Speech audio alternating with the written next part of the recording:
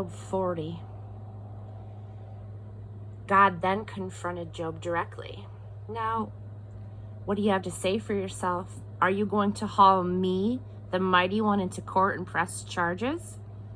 Job answers God, I'm ready to shut up and listen. Job answered, I am speechless in awe. Words fail me. I should have never opened up my mouth. I have talked too much, way too much. I am ready to shut up and listen. God's second set of questions. I want straight answers.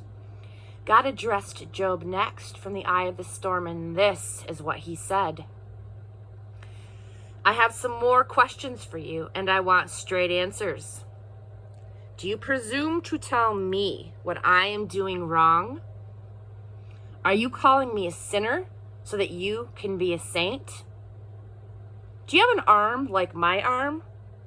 Can you shout in thunder the way that I can? Go ahead, show your stuff. Let's see what you're made of, what you can do. Unleash your outrage. Target the arrogant and lay them flat. Target the arrogant and bring them to their knees. Stop the wicked in their tracks. Make mincemeat of them. Dig a mass grave and dump them in it. Faceless corpses in an unmarked grave. I will gladly step aside and hand things over to you. You can surely save yourself with no help from me. Look at the land beast, Behemoth. I created him as well as you. Grazing on grass, docile as a cow.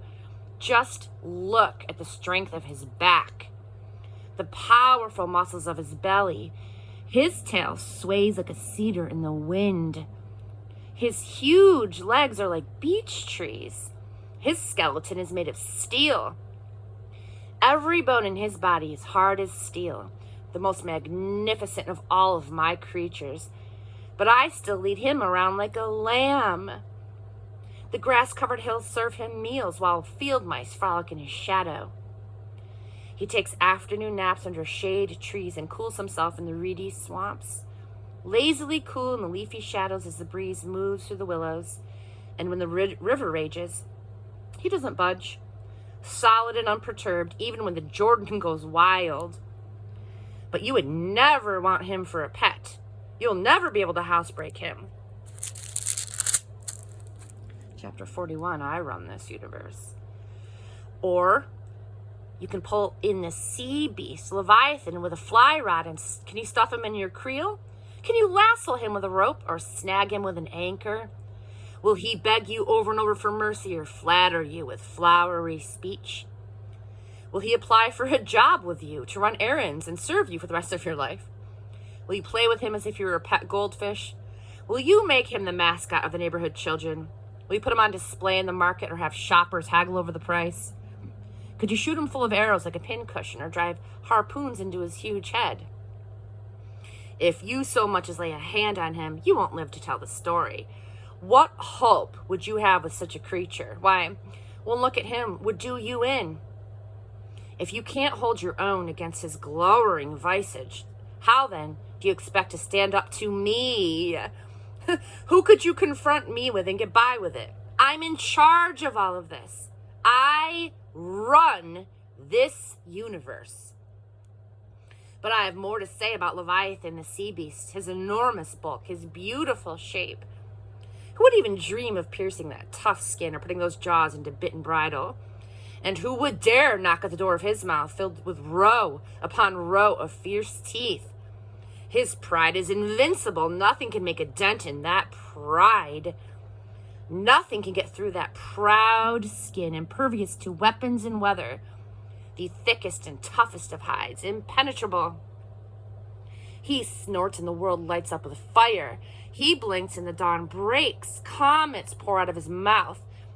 Fireworks arc and branch. Smoke erupts from his nostrils like steam from a boiling pot. He blows and fires blaze. Flames of fire stream from his mouth.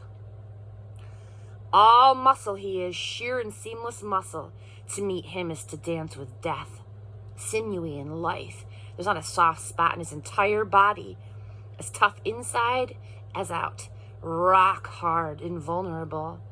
Even angels run for cover when he surfaces, cowering before his tail-thrashing turbulence. Javelins bounce harmlessly off of his side. Harpoons ricochet wildly. Iron bars are so much straw to him. Bronze weapons beneath notice. Arrows don't even make him blink. Bullets make no more impression than raindrops. A battle axe is nothing but a splinter of kindling. He treats a brandished harpoon as a joke. His belly is armor-plated, inexorable, unstoppable as a barge. He roils deep ocean the way that you would boil water. He whips the sea like you'd whip an egg into batter.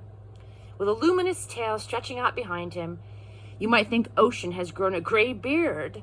There is nothing on this earth quite like him. Not an ounce of fear in that creature. He surveys all the high and mighty, king of the ocean, king of the deep. Chapter 42, Job worships God. I babbled on about things far beyond me. Job answered God, I'm convinced. You can do anything and everything. Nothing and no one can upset your plans. You asked, who is this muddying the water, ignorantly confusing the issue, second-guessing my purposes? I admit it. I was the one.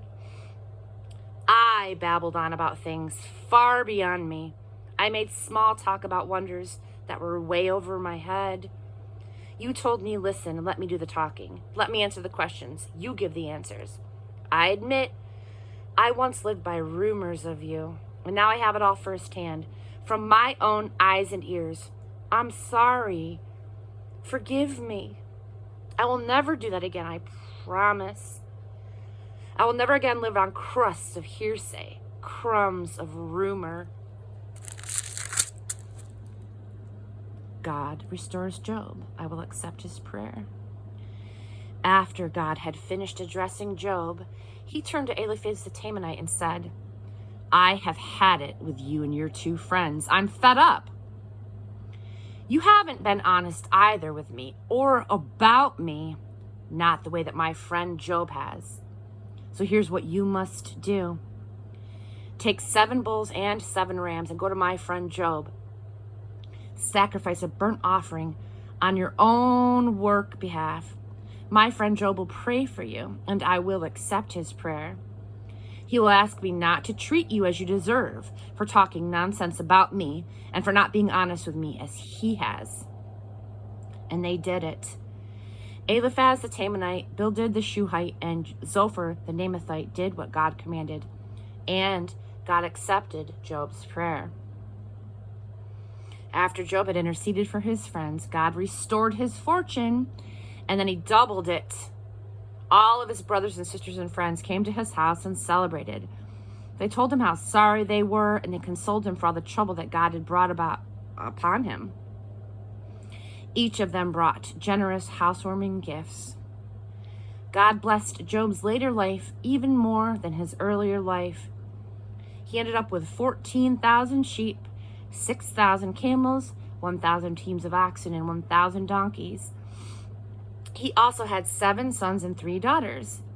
He named the first daughter Dove, the second Cinnamon, and the third Dark Eyes. There was not a woman in that country as beautiful as Job's daughters. Their father treated them as equals with their brothers, providing them the same inheritance. Job lived on another 140 years, living to see his children and grandchildren, 4 generations of them, and then he died, an old man, a full life.